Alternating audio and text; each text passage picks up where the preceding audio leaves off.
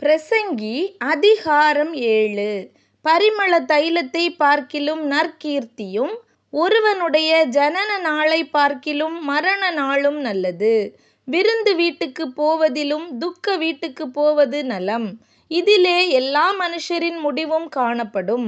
உயிரோடிருக்கிறவன் இதை தன் மனதிலே சிந்திப்பான். நகைப்பை பார்க்கிலும் துக்கிப்பு நலம். முக துக்கத்தினாலே இருதயம் சீர்படும். ஞானிகளின் இருதயம் துக்க வீட்டிலே இருக்கும். மூடரின் இருதயம் களிப்பு வீட்டிலே இருக்கும். ஒருவன் மூடரின் பாட்டை கேட்பதிலும் ஞானியின் கடிந்து கொள்ளுதலை கேட்பது நலம். மூடனின் நகைப்பு பானையின் கீழ் எரிகிற முள்ளுகளின் படபடப்பை போலிருக்கும். இதுவும் மாயையே. இடுக்கணானது ஞானியையும் பைத்தியக்காரனாக்கும். பரிதானம் இருதயத்தை கெடுக்கும். ஒரு காரியத்தின் துவக்கத்தை பார்க்கிலும் அதன் முடிவு நல்லது.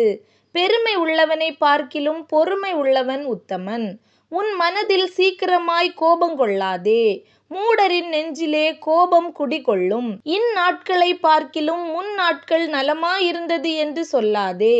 நீ இதை குறித்து கேட்பது ஞானமல்ல. சுதந்திரத்தோடே ஞானம் நல்லது.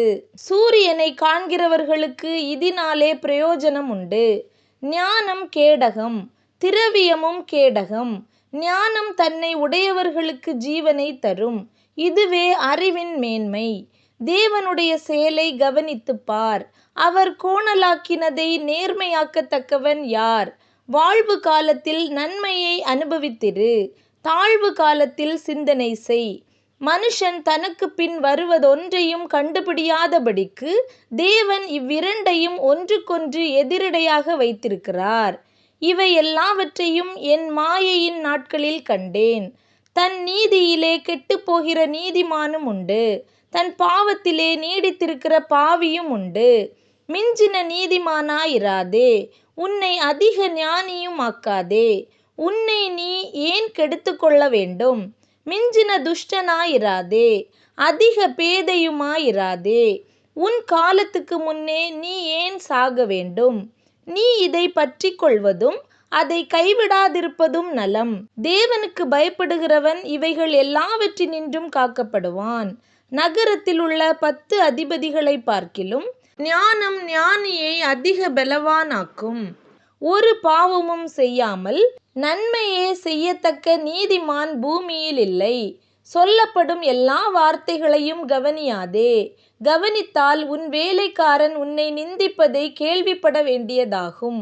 அநேகந்தரம் நீயும் பிறரை நிந்தித்தாய் என்று உன் மனதுக்கு தெரியுமே. இவை எல்லாவற்றையும் ஞானத்தினால் சோதித்து பார்த்தேன். நான் ஞானவான் ஆவேன் என்றேன். அது எனக்கு தூரமாயிற்று. தூரமும் மகா ஆழமுமாயிருக்கிறதை கண்டடைகிறவன் யார்?